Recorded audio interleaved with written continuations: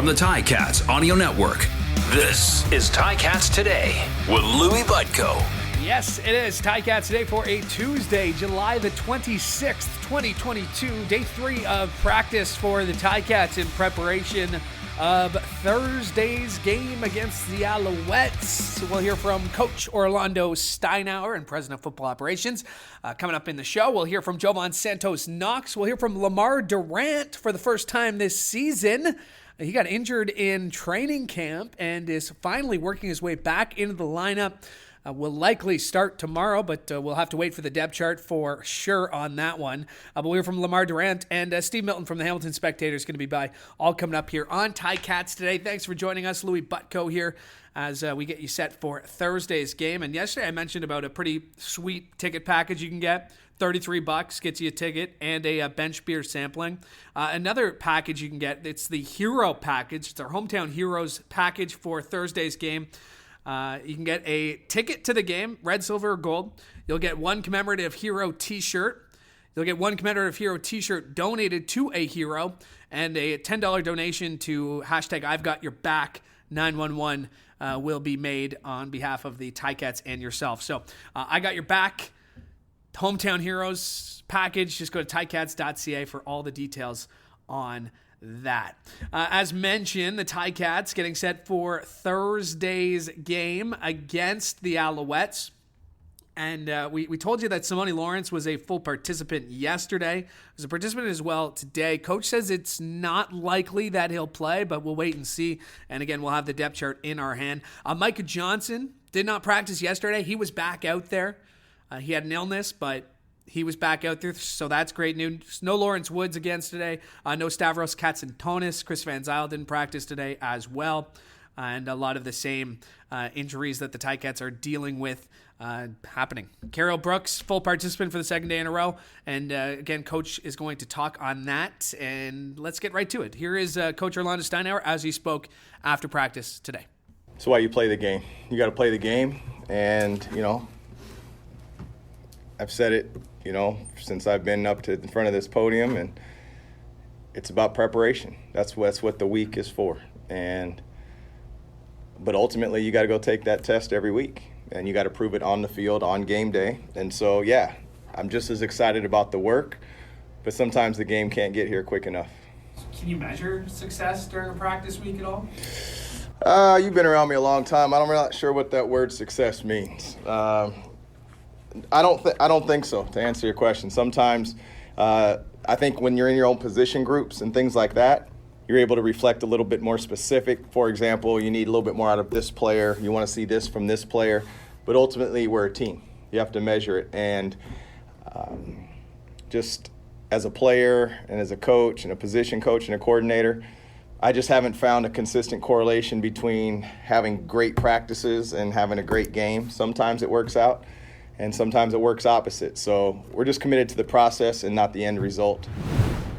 Well, the one thing I can tell you is I won't be out there. It might be by committee. It may be by committee on that. But we're just focused on ourselves and the players that we suit up, and we're gonna expect to get the job done, period. Yeah, well, again, Carol is, obviously we didn't see a ton of him in camp as he was injured early. And so anytime you can get some veteran experience back there, although, Darby's done a fantastic job. He's a veteran with experience and really done nothing wrong.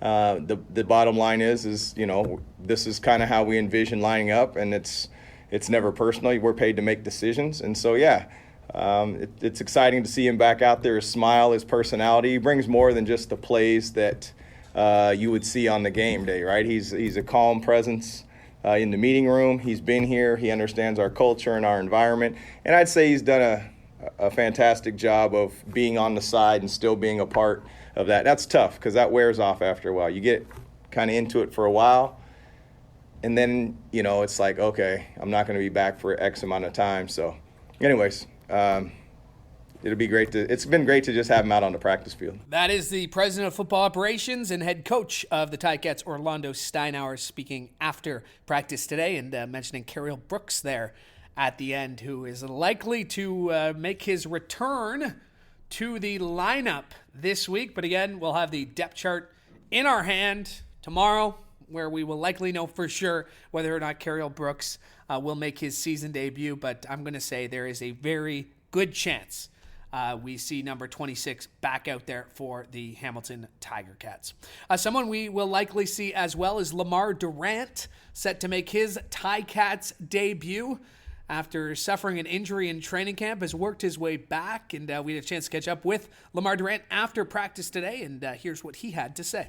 Yeah, like I've dealt with injuries before, and like that just kind of comes with football, but never like this early into camp and then coming back now. Like, so there was a lot of stuff going through my head at the time. Like, I'm with a new team, trying to learn everything and trying to impress some people, show them what I can do. And then you get hurt that early into camp. So it's like, man, so right now, it's just building that back up, just getting back into the flow of playing. And it's going to take a little bit of time, but already just a few days into practice, I feel much better than the first day. So, oh, yeah, that was huge. Like, that's the good thing about it. It was my hand. It's obviously not a good injury for a receiver since that's my job to catch the ball. But I was able to do a lot of running and staying in shape. But it changes once you get on the field also. Like, you can think that you're in shape, but then once you're out there and having to hustle, get back to the play, run after the ball, and doing all the little things, it definitely takes a little toll on your body. So first day I was struggling a little bit, but every day it's been better and better. So I'm feeling pretty good with where I'm at right now. I just feel, for me, just bringing some experience, and then we got a good group here. Like, I know a lot of people say that about their team, but the guys we have, man, they're selfless. They want everyone else to do good. So just coming in, I know people just want me to be good and want me to be the player I could be. So I could really focus on myself, but at the same time, just bring that experience that I have. And then just as I work my way back into here, then start helping and just playing a little bit of leadership role. It's not nothing that's going to be forced, but just bring what I bring to the table. You know, don't try to be anything special. Just be myself. Just overall, man, just a great guy. Like, when I came in here, he just made me feel right at home. Said if I need anything, come talk to him and all that. And then just throughout the weeks, man, he's just been solid. Like, keeps his head on his shoulders. He doesn't do anything crazy, stays in the game, stays locked in, and he's just tough, a competitor. You know, he wants to keep doing better and better. And he'll be serious. He'll be hard on himself when he's not playing as well as he thinks he can play. And then even when he is playing well, he always feels there's room to improve. So that's what you're looking for in a leader, and I think that Dane's doing a really good job with that. And that is Lemar Durant, who is set to make his Ticats debut on Thursday against the Owls. Again, that is just from what we've seen at practice, but we'll have the depth chart tomorrow, and we'll go through that for you here on Ticats today. All right, one more piece of audio to get to from after practice. Still had Steve Milton from the Hamilton Spectator is going to be by, but had a chance to catch up with Jovan Santos-Knox after practice today. Here's what he had to say. We're just, locked in and ready for the next game ahead of us. That's what coaches preach. Don't look in the past. We just, locked in, really locked in, and looking forward to play Montreal this week. Every game in this league is important. 2 points are 2 points. So, it's against our division rivals. So I guess it's the 4-point swing instead of a 2-point swing. So, it's important, but just like any other game, we got to come out and play. I mean, Cam's like it's funny to see his transition from a rookie to now where he is now. It's like he's a seasoned veteran out there. The things he's pointing out, the things he's alerting us to, the things he sees out there, his IQ is just through the roof, and it's fun because a guy like that, the sky's the limit. When, the game's clicking like that for him, there's no telling where his ceiling is. So with Cam, we're just excited seeing what he's doing every day. He's a fun player, great player to play around, be next to, just a great teammate. How's it? I mean, there's not many defensive ends drop. I don't know if you guys really broke down that play, but there's not many defensive ends dropping that far into coverage and making that play like that. Howsey is, at times he's a linebacker at times he's a DN, at times he's a D tackle, at times he's a tight end out there, and an extra alignment for us. So Howsey really does it all, and he's a definition of putting the team first and dropping his ego so we could go. So he literally drops that E every day so we could go, and he's just a great player. You're gonna see a lot more plays like that. They're good. They have, 2 solid running backs, a good quarterback, and, great receivers. So, with them, we just got to be, play our football, not think too much about what they're doing, just do what we do best, is just fly to the ball, penalty-free, and execute. And that is Jovan Santos-Knox as we spoke with him after practice. And just a reminder, you can go to ticats.ca to get the full scrums and the full comments from the players that we talked to, and of course Coach O's full comments as well. All right, very pleased now to be joined by the Hamilton Spectator's Steve Milton. And Milty, we are 1/3 of the way through the season, as you wrote about in the Hamilton Spectator Day and thespec.com. How would you grade the Ticats 1/3 of the way through the season? Not well, because the record is what it is. This is, it's not like you're looking at, small sample here. A third is seasonal, and even Orlondo Steinauer had mentioned a couple of times that he's like a lot of people who divide things into thirds, and this works out well for them when you look at that, because you're now looking at a very specific third coming up. But the first third, when you're 1-5, and I think what would be most concerning to me is that too many of those 5 losses, even the one victory, look very similar types of mistakes. Now, a whole bunch of little things that you could change, and that is what I think Orlondo addressed that very directly this week when he said that's why we're looking at tweaks and not wholesale changes, because we feel that that's not reflective when you look at a few things. Tunde said that too. I mean, the people are in the room who are going to solve this. They're not going out getting some big free agent signing or, not making a splash. Who knows with NFL cuts, though, right? Yeah. And the next month is pretty important, both, who's on the team and who's not. I think it's everything. Yeah. I'm not necessarily who's on the team and who's not, but where this season goes. They have to have some kind of decent record here, and I would think that 3-3 is absolute minimum because they're playing the 2 teams above them in the standings. So for the most part, these are 4-point games, all of them. And we've spoken before about how idiotic the scheduling is to have the Argos play 4 times in 5 games there, and not at all down the stretch run when everybody's really interested in the divisional matchups.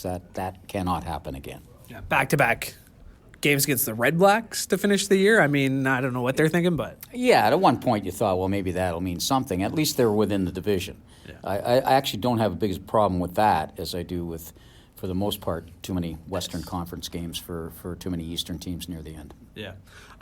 Looking at specific areas on the football field, we just talked about with Coach there, the secondary, with Carriel coming back. That obviously puts Darby in a spot. But what do you see from the addition of Carriel, obviously an all-star? It does put Darby in a spot in a way, but that's a nice spot to be in if you're the team. It's probably not a very good feeling for Alden, but I think he has to look around and say, okay, what's happened in almost every single game this year? Almost every game.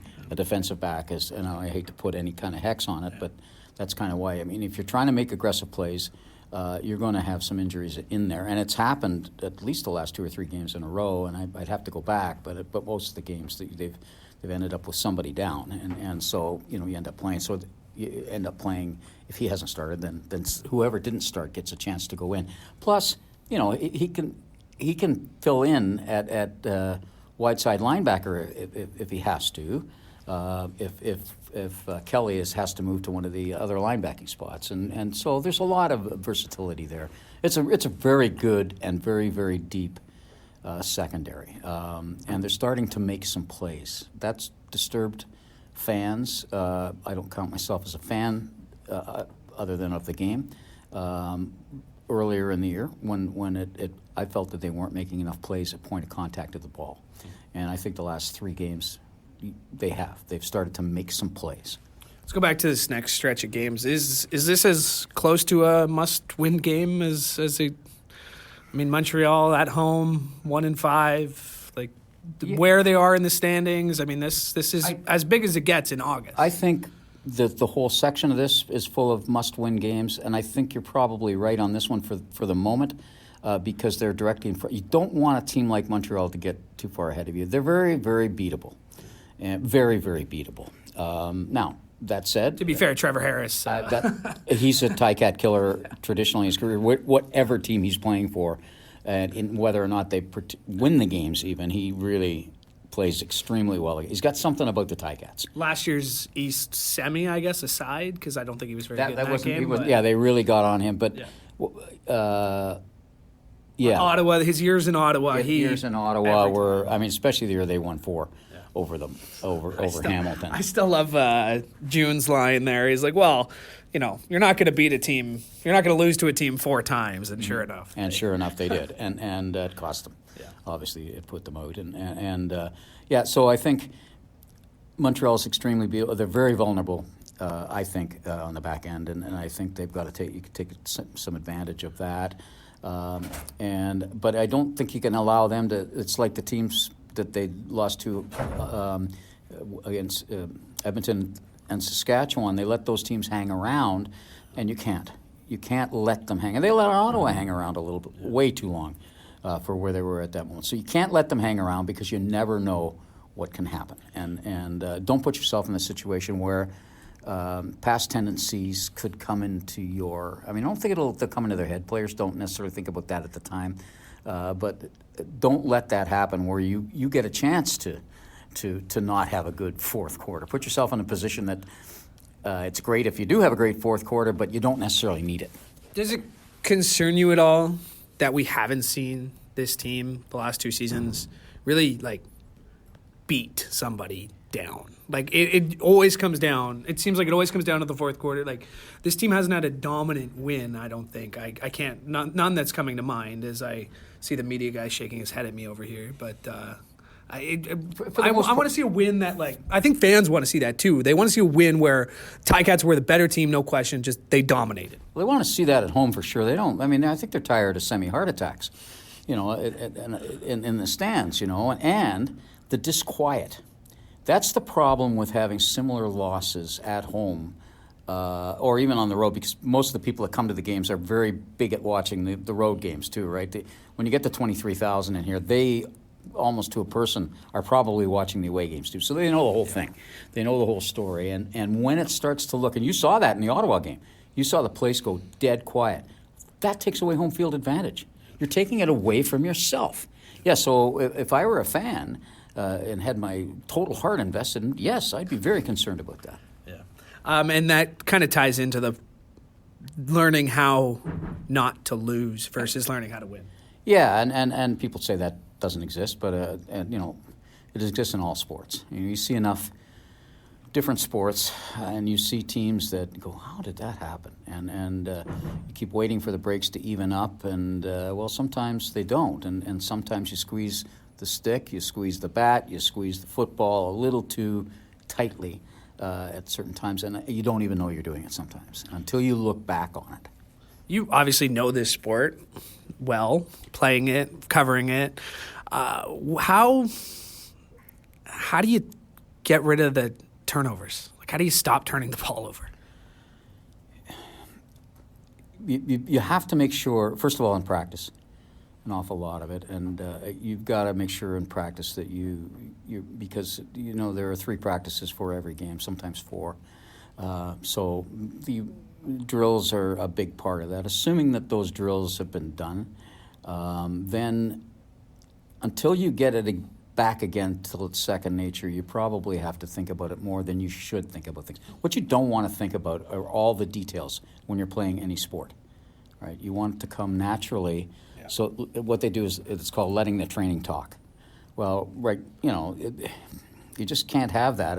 I thought Braylon, Addison had a great line this week when he said, you can't keep taking turns, because it hasn't been the same people other than Dane's had turnovers, and he's the first guy to tell you that.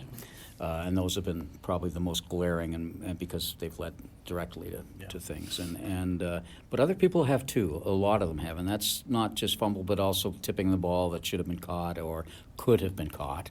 If you get your hands on it, basically, you got to catch it. But what he said, you can't keep taking turns doing that, because even if he said, so many of us have been taking turns, even though we might only do it once. Well, we add that up, that's 12 on offense, 12 on defense, and how many on special teams, right? So that adds up to an awful lot in a game when 2 or 3 can really turn the tide. And there have been a lot of things here I would say when 2 or 3 things make a difference in the close games that they've been playing, there have probably been 7 or 8 occasions that those 2 or 3 things fall within.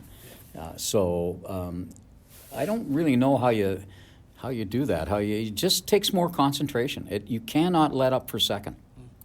Thanks for doing this, Milty. Appreciate it. Okay, Louie. My thanks to Steve Milton for joining me today. My thanks to you as well, because we could not do this show without your support. So thank you. Make sure you subscribe, like, so you never miss an episode, and leave a review or hit me up on Twitter at @LouieB_TV, or you can email us gameday@ticats.ca. All right, that's it for us today. We are back tomorrow, same time, same place, right here on the Ticats Audio Network. I'm Louie Butko, hoping you have a great day. Ticats Today can be heard every weekday, and we would like to hear from you.